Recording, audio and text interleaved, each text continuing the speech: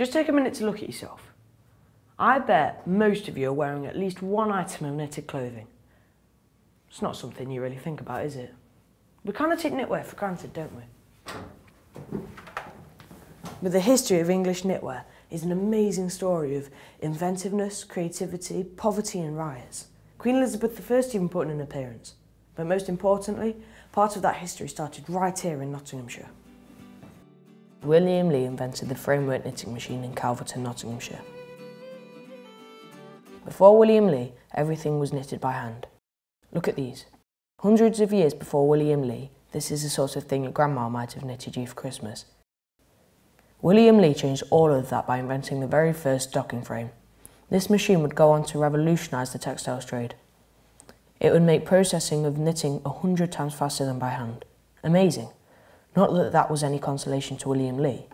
Queen Elizabeth refused grants to patents, and poor William Lee died penniless in France. Lee's brother perfected the design and brought the framework knitting machine back to England. The framework knitting machine was one of the earliest industrial processes.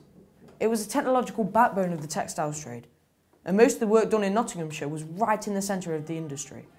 90% of the country's framework knitting happened in the East Midlands. Literally half the population of Ruddington were involved in the knitting trade. But you could put any idea of big factories or massive clunky machines straight out your head, because that came later. Before then, all the knitting had to be done in cottages, like this one. Not to mention the fact that the knitters had to buy their own material, and they had to rent the frame from the same person that owned their house. This meant everybody, men, women and children, had to pitch in to make ends meet. So the work was done by the entire family. But in spite of all the hard work, most families living and working in places like this wouldn't make any real money.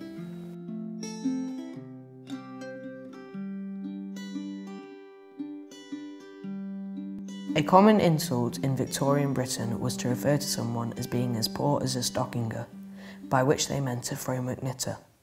In 1833 there was a royal commission on children in factories, and evidence was given about their poverty and misery. I can tell a stockinger well by his appearance. There is a certain paleness of complexion, a degree of emaciation and thinness. They're often physically deteriorated, mentally depressed, and too often morally debased, ill-fed, ill-lodged, and ill-clothed. Ye kind-hearted souls, pray attend to our song, and hear this true story, which shall not be long. There was a lot of money to be made in the framework knitting industry, but not for the common people that just operated these machines. If you wanted to earn hard cash, you'd have to be renting these machines out to the workers. In the 19th century, up until the 1830s, the wages actually went down 30% for the average framework knitter. The power was completely in the hands of the factory owners, and these were the people that were renting out the machines and renting out the houses that they lived in. It was exploitation, pure and simple, and there was very little in the eyes of the law that these workers could actually do anything about. If you were really angry about working conditions and you were living in Nottinghamshire in the early 19th century, you could have joined the Luddites. The Luddites were a secretive militant organisation. They wore disguises and carried weapons.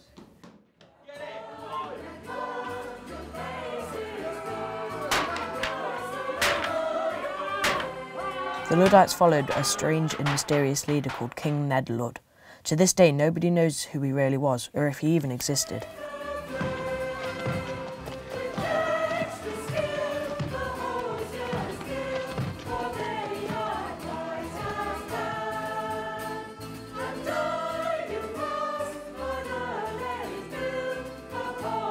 This site is typically one of those which could be found around the East Midlands.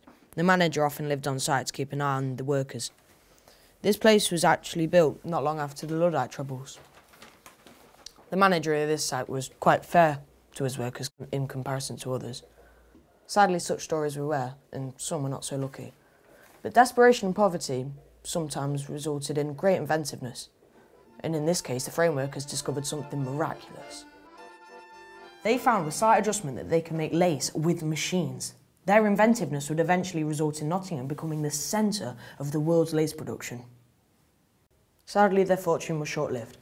The industrious businessmen of Nottingham went on to build bigger and better machines to make lace on. Over the next few years, the East Midlands' famous knitting industry was overshadowed by its new world-renowned child, lace. Knitting production was moved to larger factories both here and abroad, with big machines powered by engines. The old frame shops began to disappear.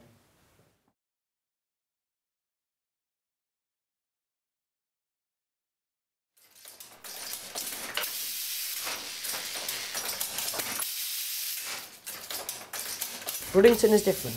The Framework Knitters Museum is one of the only places left in the country where you can find the working and living conditions of this important, contentious and, well, quite often dangerous industry perfectly preserved for you to experience and explore. Hey. Nice jumper.